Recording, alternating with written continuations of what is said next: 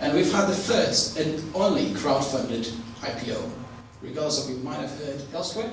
This is the first. It was back in December 2014. It was the Nil Residential, and it's the only crowd-funded IPO that's been done in the world, as far as I'm aware. And also something else really important in the industry is education.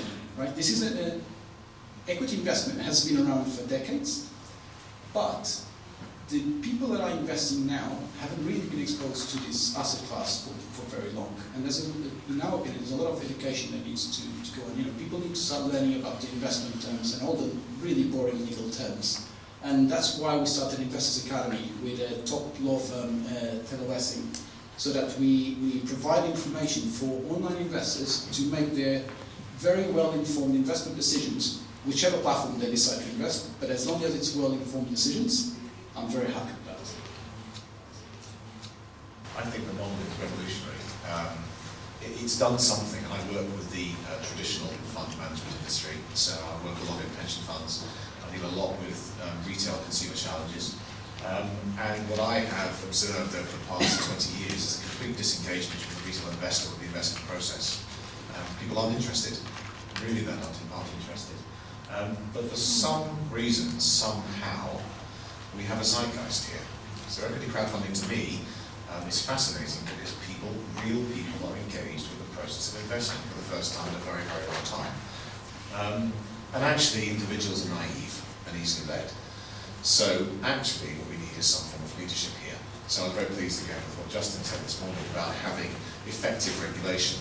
Not too much of it, not too little, but the right regulation in the right place, because the industry needs to be guided, because heaven help us, every single time an industry has been able to self-rule, and with respect to trade bodies, I'm not big fans of trade bodies back for the wrong side.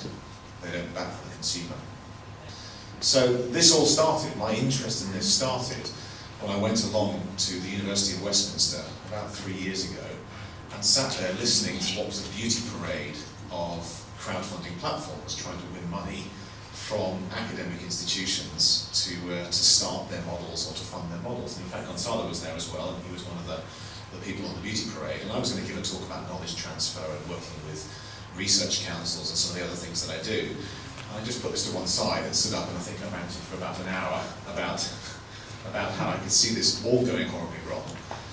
And I tried to create a number of rules for which the consumer, and there really are only two sets of individuals who have an interest in crowdfunding, and those two sets of individuals are the consumer, or the sophisticated investor, or the person who actually is driving this with their money and capital, and the other side of the fence, which are the small companies which actually need investment. So I think of both of these sides, and I think currently what we're thinking about too much is how the platforms do. So one of the rules of thumb that I have when I'm investing and have done for many years is don't own the fund, own the fund management company, because that's how you de-risk yourself and really perform. Because whether or not the companies on the platform do well, you still get 2 and 20 and you always do well. So to me this means actually let's own a crowdfunding company, but not everybody can. In fact, people are investing through them. So really the people we need to protect are the two sides of the fence that this model in the middle is intermediating, and that requires effective regulation. One of the things that I would always find and figure out is, has this person had an county court judgment? It's a very simple thing, right? Have they been a bankrupt? Right. Is that something that you ask on a conversation? Is it yes or no? Is it something the platform would have done before they would let you up there? Well, really? Yes. Not all of them would have done. Not all of them would have done. Anybody who is regulated by the FCA has got the responsibility to make sure there are no claims made which are substantiated. So when we did ours on Cedars, I wasn't allowed to claim to have any A-levels, because I'm 45 and I can't find my A-level certificate because I couldn't prove it, I couldn't claim it. It sounds ridiculous, but post-investment it took 4 weeks to get the money through. I do think, Chris, you are underestimating. If they are regulated by the FCA, these are approved people, we take this seriously, and the whole thing is so much more transparent than elsewhere. Who is the one that's being regulated by the FCA? The platform or the company that's going across it? The platform. The platform. Exactly, not the company. So the company. I didn't say it was the company. I said the platform would not let me make a claim that I could not substantiate.